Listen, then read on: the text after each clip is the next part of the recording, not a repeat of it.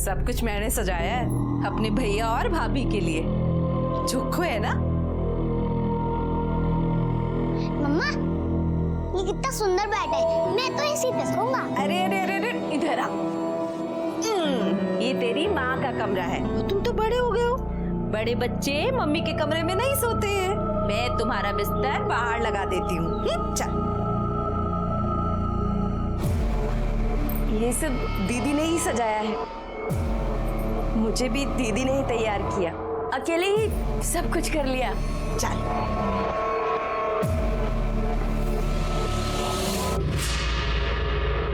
बत्ती जला कर रखना, देखना है मैंने सब।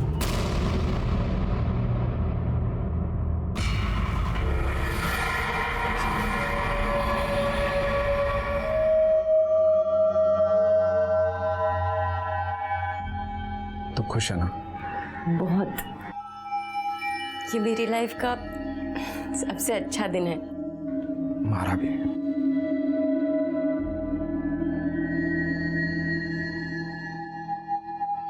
बत्ती तो बुझा दो। बत्ती जला कर रखना, देखना है मैंने सब। बत्ती बुझा दूंगा तो तने देखूंगा कैसे?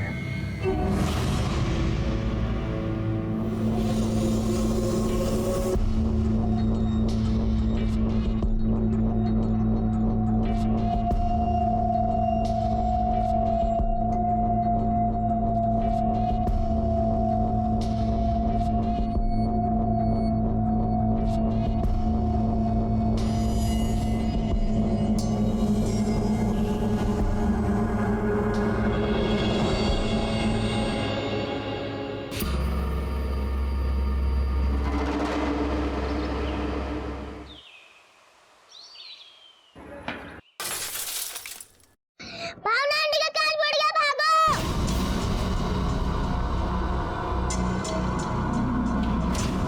भावना, ये इसने भी शीशा तोड़ा।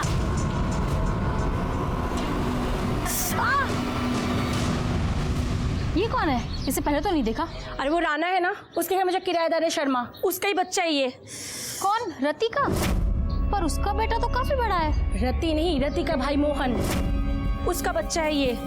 अरे काय के भाई बहन, कई बार बाइक पे चिपक के बैठते हुए जाते देखा है मैंने उनको। देखा तो मैंने भी है। अब जिस तरीके से वो मोहन के साथ रहती है ना, भाई बहन कम कुछ और ज्यादा लगता है। खैर भाड़ में जाइए सब। मेरा जो नुकसान हुआ है ना, मुझे उसकी भरपाई चाहिए।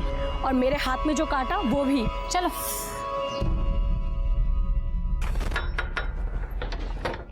अरे क्या हो गया दोनों साथ में?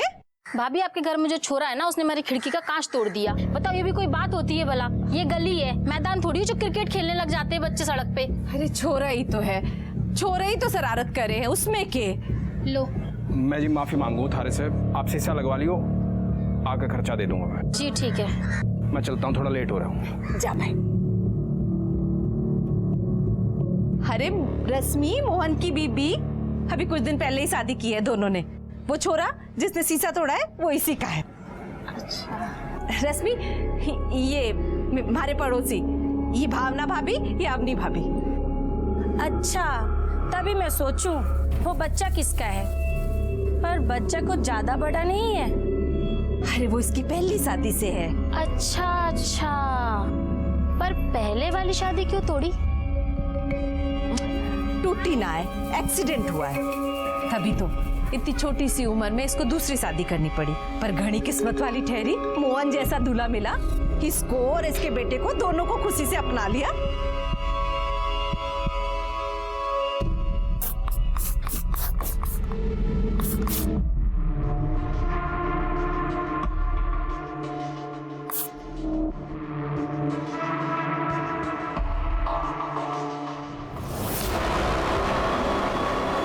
दरवाजा खुला रख। पर कुछ नहीं, तूने कर ली अपनी मनमानी, अब मन नहीं करने दे जो मुझे करना है।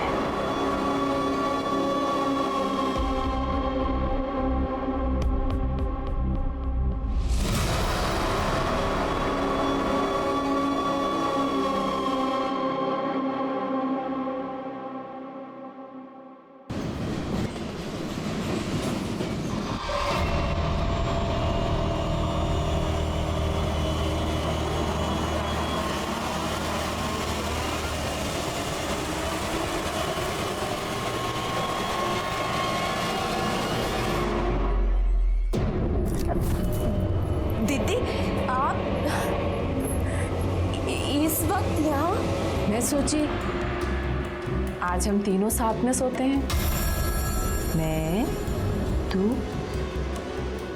और मोहन। ये क्या बोल रहे हो दीदी? आप तो मोहन की दीदी हो, आप उसके साथ ये सब?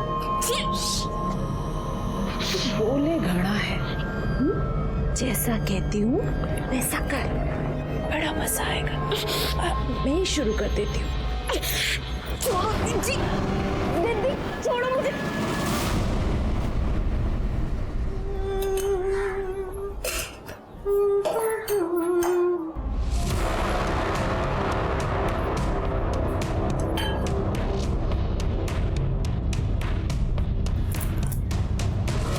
मजा आया रात को?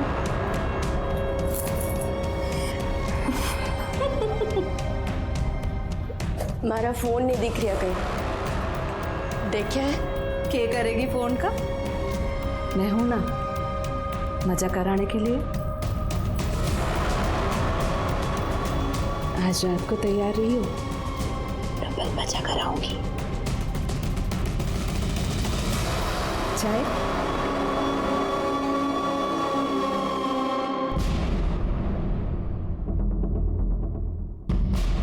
वो हमारा फोन नहीं दिख रहा कहीं, आपने देखा है क्या? नाम मैंने तो नहीं देखा।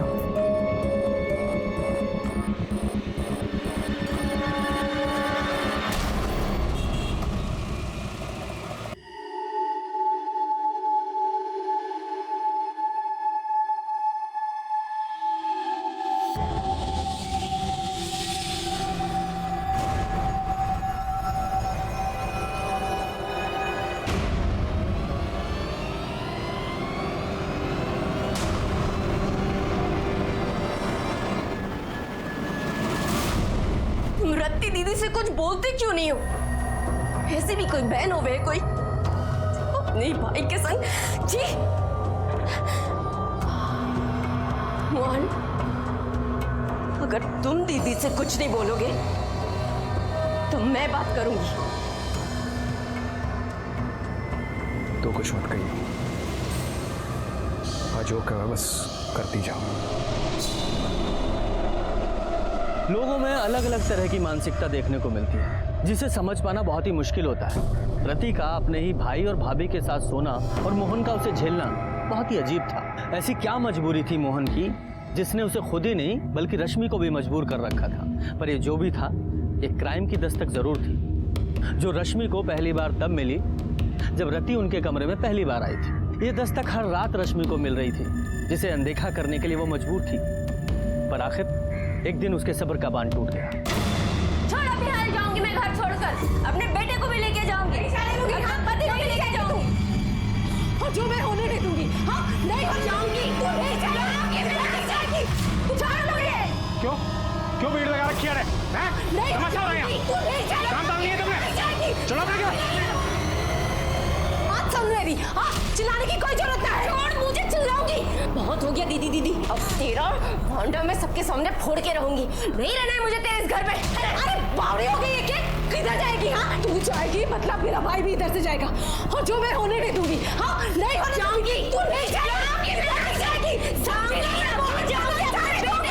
अभी जाऊंगी मैं। और इतना ही नहीं, जाऊंगी भी और सबको बताऊंगी भी तू कितनी घटिया औरत है। पागल हो गई, पागल हो गई ना? मैं मोहन को कहीं नहीं जाने दूंगी, नहीं जाऊंगी। मम्मा, रश्मि, रश्मि, तूने हाथ कैसे उठा दिया इस पे? बहुत हो गया तेरा, बहुत सुन ली तेरी। हम ये घर अभी छोड़ के जाओगे, और दम हो तो रोक के देखो। चल रश्मि, कर बैठ, चल बैठ।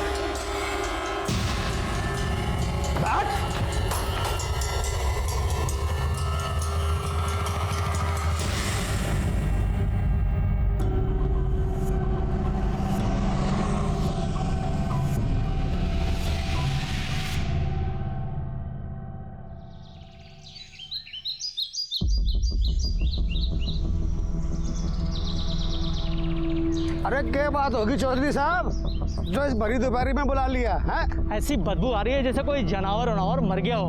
किसी की भैंस भूस मर गई होगी और आड़े फेंक गया होगा। एक काम करो, तुम शॉट देखो और मैं शॉट देखूं।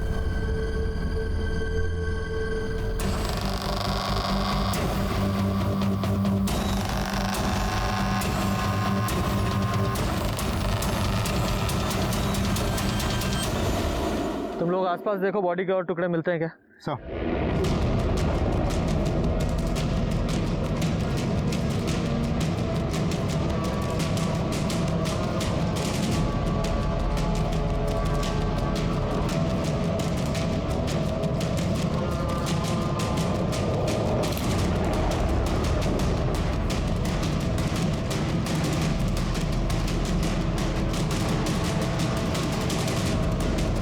सात बोरियों में बॉडी के टोटल 13 टुकड़े मिले।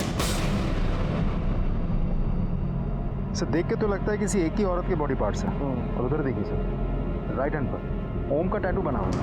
सर चेहरा तो बिल्कुल पूरी तरह से कुचल दिया गया। लगता नहीं मुझे शिनाख्त होने के कोई चांसेस है। और आसपास जाके पूछताछ भी की है मैंने, किसी को कोई आइडिया नहीं है कौन आके बोरिया फेंकेगा। हाँ यार, मैंने भी इन लोगों से पूछा, किसी को कुछ नहीं पता। लगता है ये बोरियां आज नहीं फेंकी गई हैं, कई दिन पहले यहाँ फेंकी गई हैं। अरे तो बॉडी के पार्ट्स को पोस्टमार्टम के लिए भेजो और रिपोर्ट जल्दी से जल्दी मंगाओ।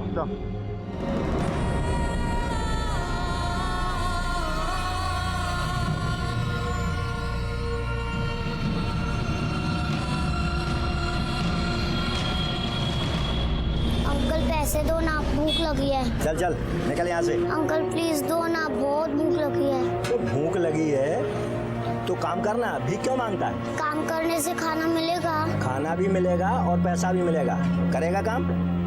चल यहाँ। क्या नाम है तेरा? विवान। पहले तो तू इस मोहल्ले में नहीं दिखा, कहाँ से आया? नहीं पता। कैसे आया? पता नहीं। चल आज से तेरा काम शुरू। जा चाय दे के आओ।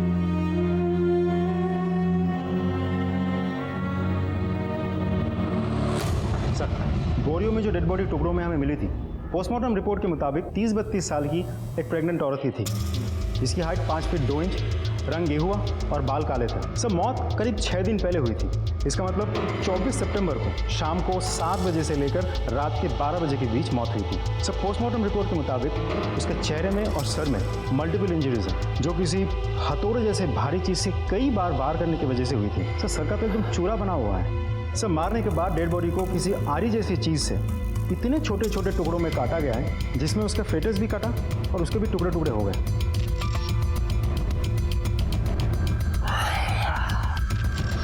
यादव, ये काम किसी इंसान का नहीं हो सकता, बल्कि इंसान की शक्ल में किसी राक्षस का है। और ऐसे राक्षस को तो सजा जरूर मिलनी चाहिए। पर इससे पहले हमें इस बॉडी की पहचान करनी होगी।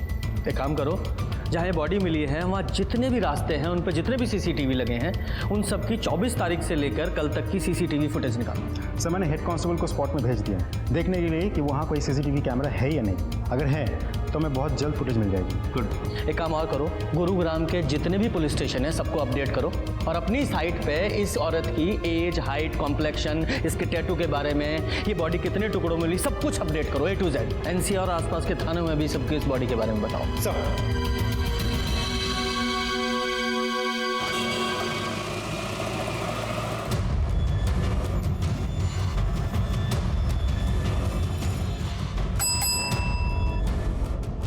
जनाब, गुरुग्राम पुलिस ने एक औरत की डिटेल्स अपलोड की है। मर्डर हुआ है उसका और बॉडी 13 टुकड़ों में मिली है और उसके हाथ पर ओम का टैटू भी है। और मुझे तो लगता है कि औरत वही है जिसकी मिसिंग कंप्लेंट हमारे पास में आई हुई है।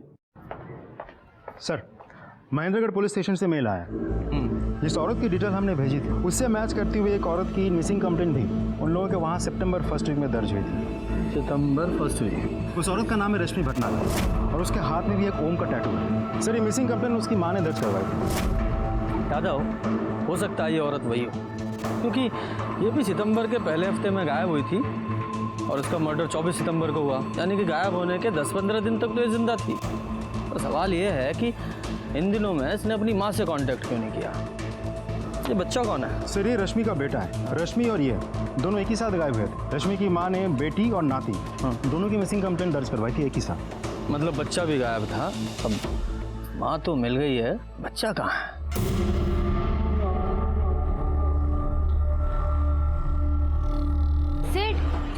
भूख लगी है, 20 रुपए दे दो, तनख्वाह में से काट लेना। 4 चाय बेची नहीं कि भूख लगाई। ये ले, तू पकड़, ये ले, ध्यान रखना, तनख्वाह में से काट लूंगा। नानी, पर मुझे नानी का नंबर याद नहीं। सर आपने जो डिटेल्स अपलोड की थी उससे मैच करते हुए हमारे पास में मिसिंग कंप्लेंट आई हुई थी और हाथ पर ओम का टैटू भी था। हाँ, हाथ में ओम का टैटू गुदवाया था। कहाँ है मेरी रश्मि? सर ये रश्मि की माँ है, इन्होंने रश्मि और विमान की मिसिंग कंप्लेंट लिखवाई थी। आपने मेरी बेटी को ढूंढा है, भगवान आपका बहुत भला करेगा। माँ जी पानी पीजिए। मैं ठीक हूँ, बस आप मेरी बेटी को बुला दीजिए बस। माँ जी हमें डाउट है कि रश्मि इस दुनिया में नहीं है, उसका मर्डर हो गया है।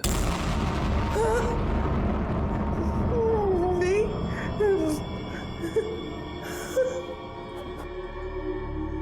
रश्मि किसने मार दिया मेरी बेटी को?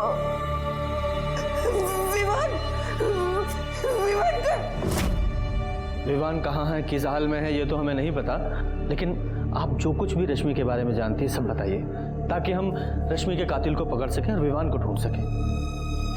पानी पीजिए।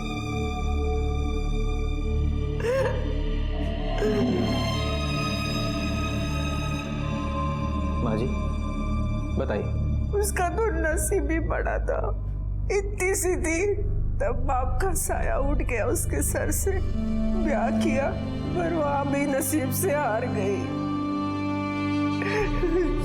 थोड़े दिनों बाद ही एक एक्सीडेंट में उसका आदमी चला गया। गोद में था उसके विवान। जब वो मायके वापस आई थी, पत्रो बेटा भगवान के सामने किसकी चली, उसकी इतनी लिखी थी वो चला गया, लेकिन तेरे सामने तो पूरी जिंदगी पड़ी है ना, कम से कम अपनी नहीं तो दीवान के बारे में तो सोच। थोड़े सालों के बाद मेरी एक सहेली की जान पहचान वाला था चेतन भटनागर, उसने आखिर रश्मि का हाथ मांगा। उसकी बीवी उसे छोड़कर किसी और आदमी के साथ चली गई थी। 2 बेटियां थी उसकी। माँ जी मन्नत घराड़ी की जरूरत ना है, पर बेटियों को तो माँ चाहिए ना। अब अपनी हर्जी की बात बाप को थोड़ी बता पाएंगे, और विवान भी छोटा है, उसे भी बाप मिल जाएगा। मुझे लगा कि भगवान ने मेरी सुन ली। विवान का मुंह दिखाकर मैंने रश्मि को मना लिया, लेकिन थोड़े दिनों बाद ही रश्मि जब मुझे मिलने आई तब उसने बताया कि चेतन उसके साथ कैसा व्यवहार करता था। आए दिन उसे कुटता रहता था। रश्मि को एक साथी मिल गया, उसके बारे में रश्मि ने मुझे बहुत बाद में बताया था। तू कौन है भाई, और मेरे घर में तू क्या कर रहा है? पड़ोसी उठा और खबरदार करना आया हूँ, आज के बाद हाथ में ठा दिया इसने। तू घना कृष्ण का भांजा बढ़ रहा है? चल निकल यहाँ से। आज के बाद जो हमारे घर के मामले में टांग अड़ाई ना, चल चल निकल, चल निकल। ज्यादा कुछ नहीं है, चल। ठीक है। अरे औरत को मारना घर का मामला नहीं है।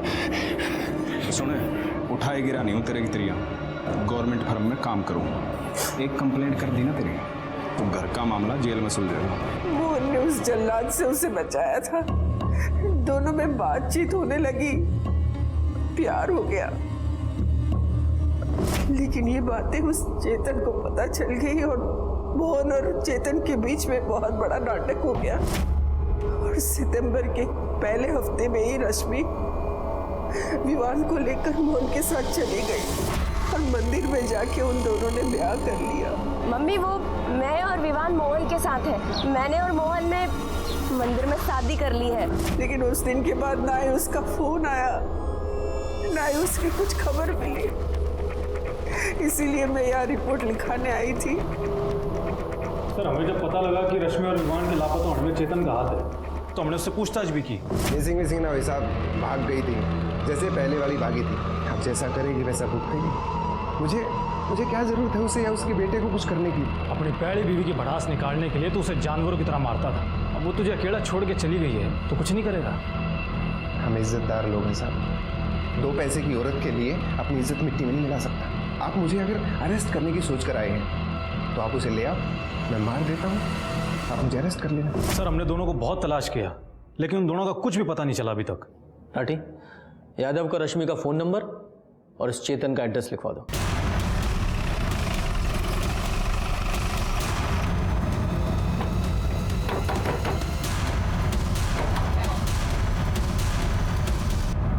चेतन जी, आप कौन? गुरुग्राम पुलिस। तुम इतने यकीन से कैसे कह सकते हो कि रश्मि मोहन के साथ ही गई थी? गई नहीं थी साहब, भागी थी। पर इसमें यकीन की क्या बात है? जिस दिन सुबह वो विवान के साथ गायब हुई थी उसी दिन मोहन ने अपना किराए का घर छोड़कर यहाँ से भागा था। उसके बाद वो वापस नहीं आया। पर साहब ये सब बातें आप मुझसे क्यों पूछ रहे हैं? मुझे उसकी माँ ने बताया है तो आपको भी तो बताया होगा कि उसने भागकर मोहन के साथ शादी कर ली। ढूंढने उड़ने की कोई जरूरत नहीं साहब, कहीं अय्याशी कर रहे होंगे। हम रश्मि को नहीं उसके कातिल को ढूंढ रहे हैं और रश्मि का मर्डर हो चुका है। सही है, जैसी करनी वैसी भरनी साहब। उस कमीने के लिए मुझे छोड़ा था ना, अब उसका मन भर गया होगा तो उसे हटा दिया काम से। रश्मि ने यहाँ से जाने के बाद तुमसे कांटेक्ट किया था? नहीं साहब, अगर करती भी तो मैं उसकी एक नहीं सुनता, सीधा बाहर का रास्ता दिखा देता उसे मैं। और विवान का कुछ पता है? वो कहाँ है? नहीं, जिस दिन से वो यहाँ से गए हैं मैंने उनकी शक्ल तक नहीं देखी।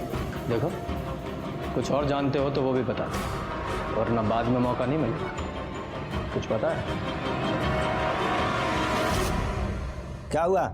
चाय दे के क्यों नहीं आया? वो बहुत तेज बुखार है ऐसे। चुप कर, काम चोर कहीं के। और निकल यहाँ से, ये बीमारी के बहाने यहाँ नहीं चलेंगे। चल भाग, और आज से दुकान में आने की जरूरत नहीं है। नहीं नहीं अंकल, मुझे मत निकालो, मैं ठीक हूँ। मैं अभी चाय दे के आता हूँ। चल देख आ फिर। हाँ क्या? अरे मेरे छोटे भाई, मेरे लिए लड़की ढूंढने से अच्छा है तू अपने लिए कोई अच्छी सी नौकरी ढूंढ ले। तेरे सेटल होने से पहले कैसे शादी कर लूँ मैं? हाँ चल, मैं तेरे से बाद में बात करता हूँ। ये लो, हमारे छोटे भाई हमारे लिए बहू ढूंढ रहे हैं। सही तो बोल रहे हैं। अरे ना ना ना, तुम कुछ मत बोलो, तुम तो उसे ही सपोर्ट करोगे। कुछ मत बोलो, काम की बात बताओ। सर रश्मि के मोबाइल लोकेशन के मुताबिक जिस दिन उसका मर्डर हुआ उस दिन उसका फ़ोन महेंद्रगढ़ में चेतन के घर के पास स्विच ऑफ हुआ। फिर जब हमने बैकडेट में जाके फ़ोन की एक्टिविटीज़ चेक की तो हमें पता चला कि गुरुग्राम सेक्टर 11 से महेंद्रगढ़ की तरफ फ़ोन ट्रैवल किया था। इसका मतलब रश्मि सेक्टर 11 गुरुग्राम से महेंद्रनगर गई और फिर फ़ोन स्विच ऑफ हुआ। यादव, इसके दो कारण हो सकते हैं। पहला ये, या तो चेतन झूठ बोल रहा है या फिर रश्मि मोहन के साथ सेक्टर 11 में ही कहीं रह रही थी। तुम एक काम करो, सेक्टर 11 जाओ, वहाँ विवान और रश्मि के बारे में पता करो और मैं इस चेतन की खबर लेता हूँ। कांस्टेबल को बोलो जरा उसे उठाए। सर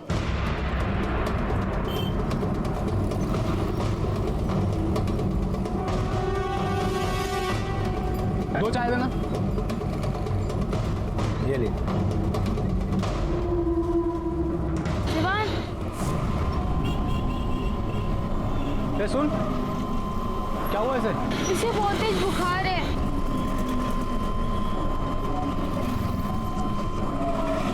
बच्चे का फोटो दिखाना जरा।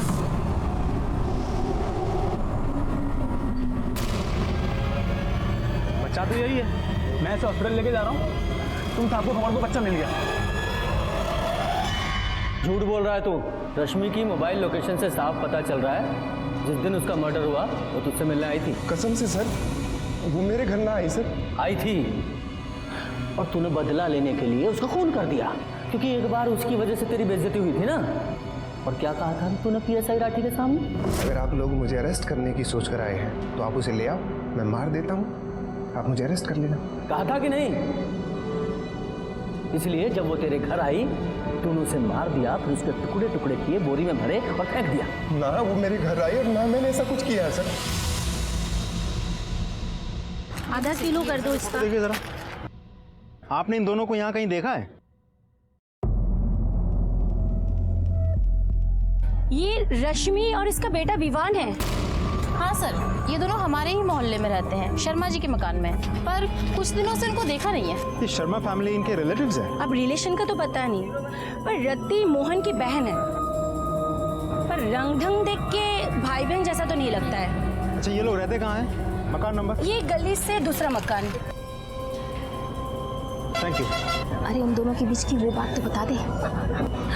सर सर सर एक और बात बोलनी है आपको। बोलिए। अरे रश्मि, गुरुग्राम के सेक्टर 11 में क्या कर रही थी? ये वहाँ मोहन के साथ रहती थी ना? सर कौन कहाँ क्यों रहता है सर मैं नहीं जानता।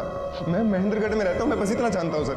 अच्छा, एक काम करो, इसे ना अंदर डालो और इसकी सेवा पानी करो, सब जान जाएगा, सब बताएगा। सर मैं सच्ची कह रहा हूँ सर मेरी बात का यकीन कीजिए ना सर। क्या कह रहे हो साहब? अरे भाई ये मेरा तो साथ ही रहेगा, और जब भाई साथ रहेगा तो भाभी भी साथ रहेगी। पर मन समझ में नहीं आ रहा कि ये सब पूछ क्यों रहे हो? शादी कब की थी उन दोनों ने? 31 अगस्त। सीधा मंदिर से शादी करके घर ही आए थे। मैंने खूब खाना वाना बनाया था साहब। 1-2 हफ्ते हंसी खुशी से रहे, बड़ा अच्छा लगा हमें। ये मोहन रश्मि से शादी करने के बाद उसे आपके घर लेकर क्यों आया? उसे अपने घर क्यों नहीं लेकर गया? सर बात ये है कि मोहन रश्मि और विवान को भगा के लेकर आया था। कुछ दिन चुपके रहना था। उसने पूछी बहन तेरे घर रह जाऊं? मैंने भी बोला तेरा ही घर है भाई, रह जा। तो बस 1-2 हफ्ते चुपचाप अच्छे से रहे। जब मामला ठंडा पड़ गया तो वापस चले गए महेंद्रगढ़। मोहन की कोई फोटो है आपके पास? फोटो? एल्बम वाला फोटो तो ना है साहब, पर हाँ 1 मिनट, ये फोन में रही, ये रही। अच्छा, यहाँ से वो दोनों किस डेट को शिफ्ट हुए थे? 10-12 दिन पहले साहब, अब 24-25 को। कैसे गए थे? अरे भाई के पास मोटरसाइकिल है, मेरे मोटरसाइकिल से। जब सब कुछ हंसी खुशी चल रहा था, जाने की जरूरत क्यों आ पड़ी? अरे बताई ना अभी आपको साहब कि मामला ठंडा पड़ गया तो चले गए वो दोनों। वहाँ मामला ठंडा पड़ गया और यहाँ गर्म हो गया है ना?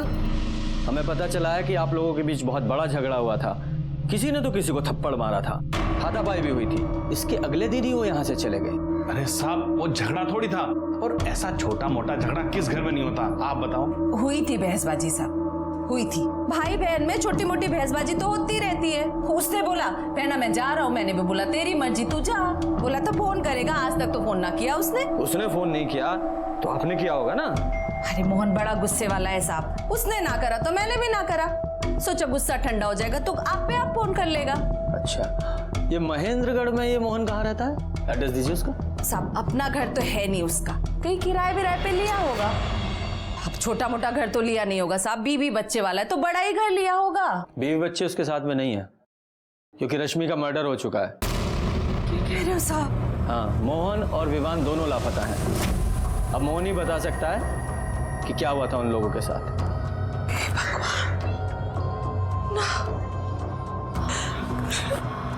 रश्मि का खून हो गया साहब, मोहन ने तो बताया भी नहीं।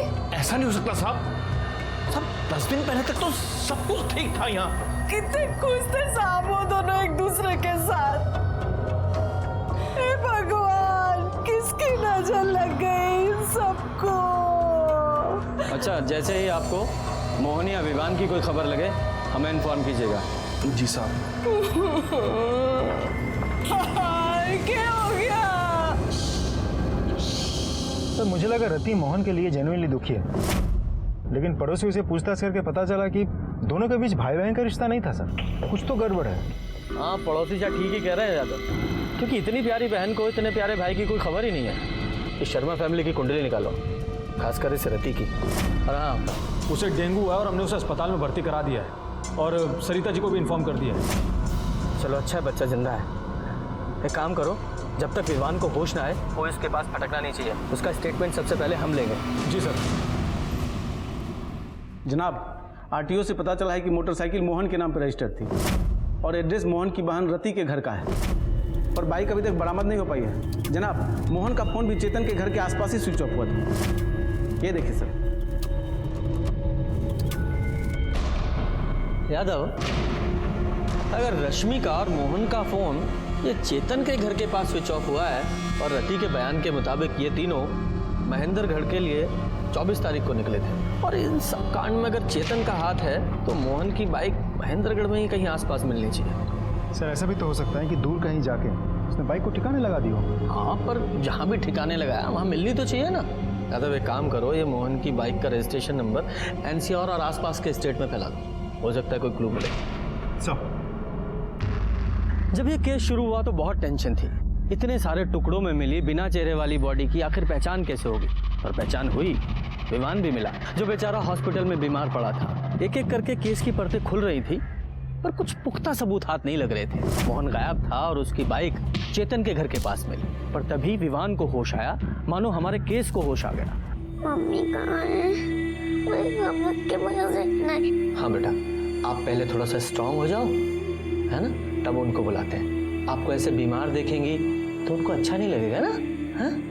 अच्छा एक बात बताओ, जहाँ से आपको पुलिस अंकल लेकर आए थे, मतलब वो मार्केट, वो रोड, वहाँ आप कैसे पहुँचे?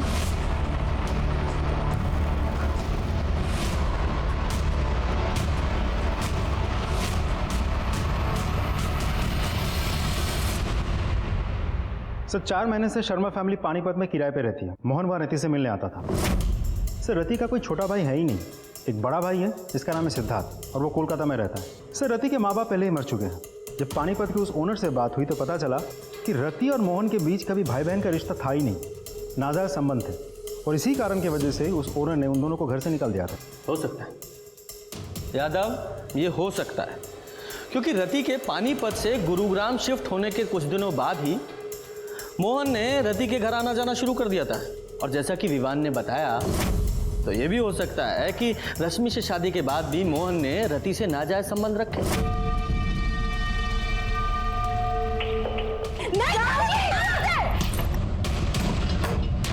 तूने हाथ कैसे उठा दिया इस पे?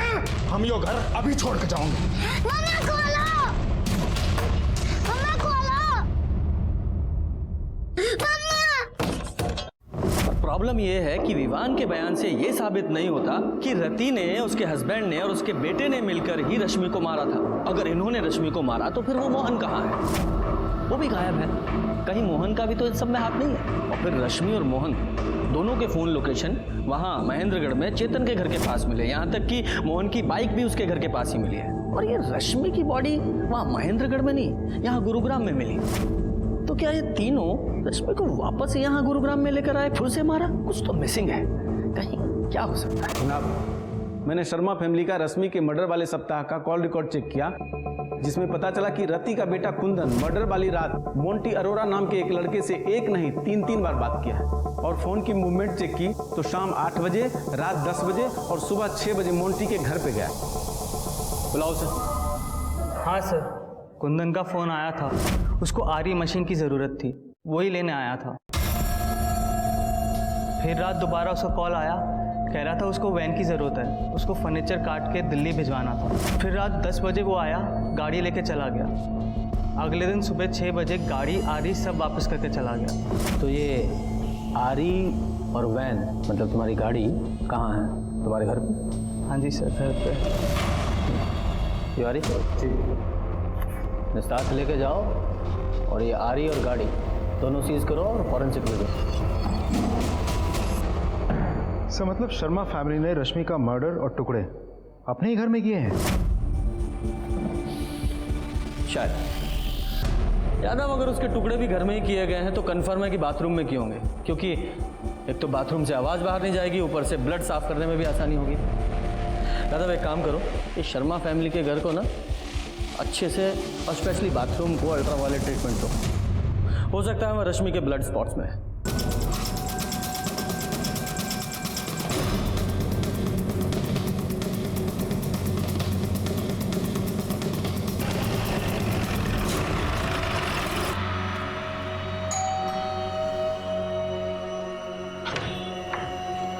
बोलो, हमें आपका घर चेक करना है।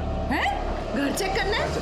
मतलब अरे ये तो जबरदस्ती है साहब। एक तो हमारे भाई को ढूंढ नहीं पा रहे, ऊपर से ये सब करके ऐसा दिखा रहे जैसे रश्मि को हमने मारा है। मैडम शांति रखिए, हमें अपना काम करने दीजिए। अरे इंस्पेक्टर साहब, घर के सारे मेंबर्स उस तरफ जाइए। अरे ये चलिए। जबरदस्ती है ना साहब। अरे ऐसे कैसे घर चेक कर रहा है? अरे छोड़ो हमको। बाथरूम किस तरफ है? अरे बाथरूम तो उधर है, लेकिन बाथरूम में क्या करोगे? बाथरूम उधर है। वहाँ कहाँ जा रहे हो? अरे ये सब क्या कर रहे हो साहब? ये सब जबरदस्ती।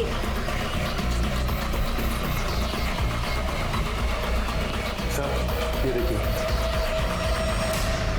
सैंपल कलेक्ट कर रहा हूँ। मुझे जल्द से जल्द फॉरेंसिक रिपोर्ट चाहिए। गाड़ी में बिठाओ तीनों को। अरे गाड़ी चलिए।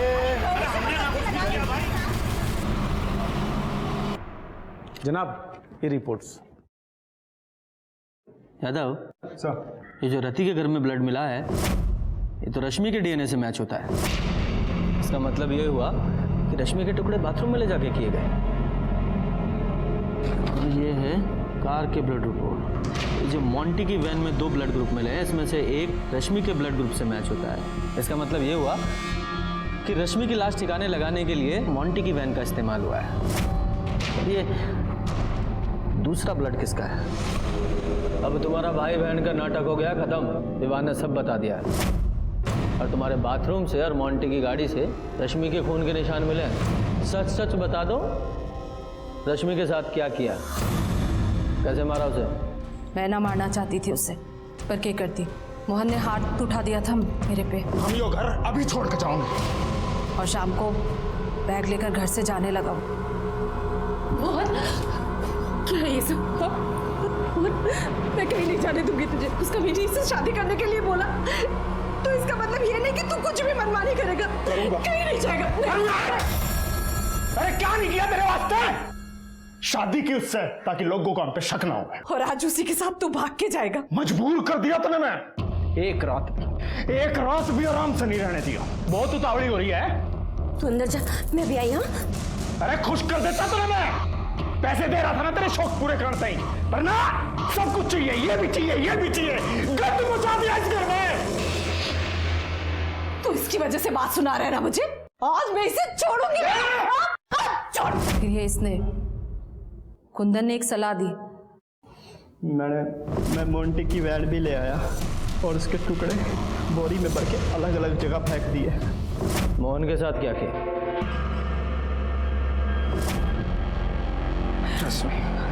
मोहन तू ठीक है ना? ठीक तो है ना तू? रश्मि एकदम ठीक है, एकदम ठीक। ले पानी पी ले।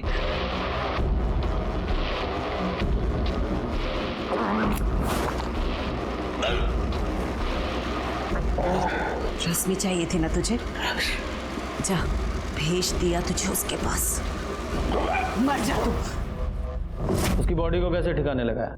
मोहन को भी उसी वैन में डालकर हम नदी में फेंक दिया। यादव, इसका मतलब मोंटी की गाड़ी में जो दूसरा ब्लड था मोहन का था।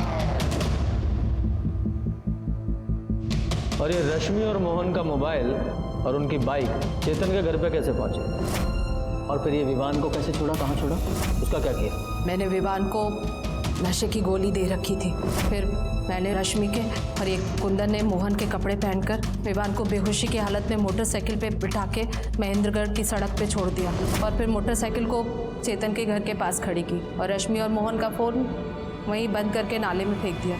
मैंने रश्मि और चेतन के बारे में मोहन से पता लगा। प्यार दुनिया की सबसे सुंदर चीज़ है, चाहे वो किसी के बीच में भी हो, माँ बाप, भाई बहन, पति पत्नी, चाहे फिर दोस्ती क्यों ना हो। लेकिन रति और मोहन ने इस रिश्ते का भी दुरुपयोग किया। जिस दिन से इन दोनों का नाजायज रिश्ता शुरू हुआ, क्राइम ने तभी से दस्तक देनी शुरू कर दी थी। और ये दस्तक बार बार मिल रही थी। रति, मोहन और रश्मि तीनों को ये दस्तक मिली, लेकिन जब तक एहसास होता तब तक बहुत देर हो चुकी थी। और इस लापरवाही का भुगतान मोहन और रश्मि को अपनी जान देकर चुकाना पड़ा। बेचारा विवान इसमें बेकार में पिस गया।